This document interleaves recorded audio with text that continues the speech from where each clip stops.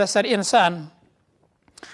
یەکەمیان هاوڕێی باش ئیمامی عومەر ڕەزا و ڕەحمەتی خوای لێ بێت، عەیاشی کوڕی ئەبوو ڕەبیعە یەکێک لە هاوڕێکانی سەفەری کۆچی ئیمامی عومەر بوو.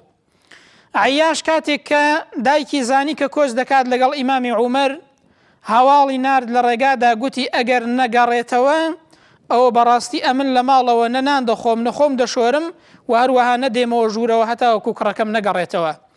بۆیە کاتێک کە هەواڵیان بۆ عەیاش هێنا، تۆزێک دوودڵ بوو وەکو بڵێ ئایا بگەڕێتەوە نەگەڕێتەوە چی بکە یاخود چی نەکات. ئیمامی عومەر وەکو هاوڵێکی باش، وەکو ئینسانێکی چاک، وەکو ڕێنمونی کارێک بەرەو هیدایەتی دنیا و قیامەتی ئامۆژگاری زۆری کرد. گوتی بەخوا ئەم ڕۆژ دایکت نێتە ژوورەوە، بەیانی ئەگەر وەڕەز بوو هەردێتە ژوورەوە، بەیانی خۆی هەردەشوات و بەیانی وەزعەکەشی تەبیعی دەبێتەوە و پێم باشە نەگەڕێەوە. بەڵام دیارە عەیاش گوتی بەخوا دەبێت لەبەر دڵی دایکم جارێ تۆزێک هەر بگەڕێمەوە.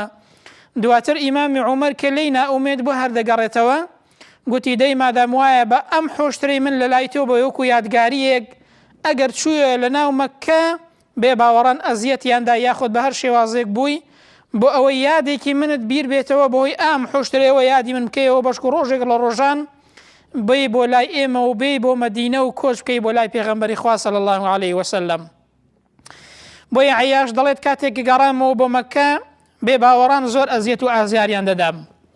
بەڵام دەفەرمێت زۆر جار کە حوشترەکە ئیمامی عومەرم بیر دەکەوتەوە و تەماشام دەکرد، ئیمامی عومەرم بیر دەکەوتەوە ئەم هاوڕێ دڵسۆزە ئامۆژگاری کردم بەوەی کە نەگەڕێمەوە بۆ ناو بێ باوەڕان، چونکە تووشی ئەزیەت و ئازار دەبم، چونکە قیامەتم دەکەوێتە ژێر پرسیار و زەرەر دەکەم.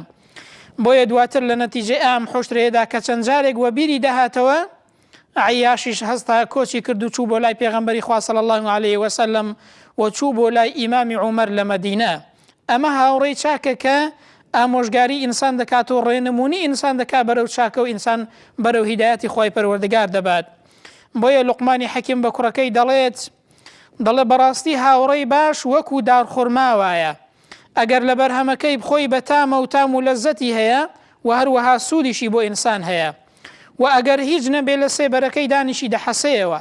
ئینسانی ئیماندار و سیفەت باشیش، هاوڕێی باشیش وەکو دارخورما وایە، لە قسەکانی و لە خوڕەوشتی و لە هەڵسوکەوتەکانی بەهرەمەند دەبی، و ئەگەر هیچ نەبێت لەبەر سێبەرەکەی دانیشی لە ڕاستیدا ئیسراحەت دەکەی و بەرژەوەندی دنیا و قیامەتت دەست دەکەوێت.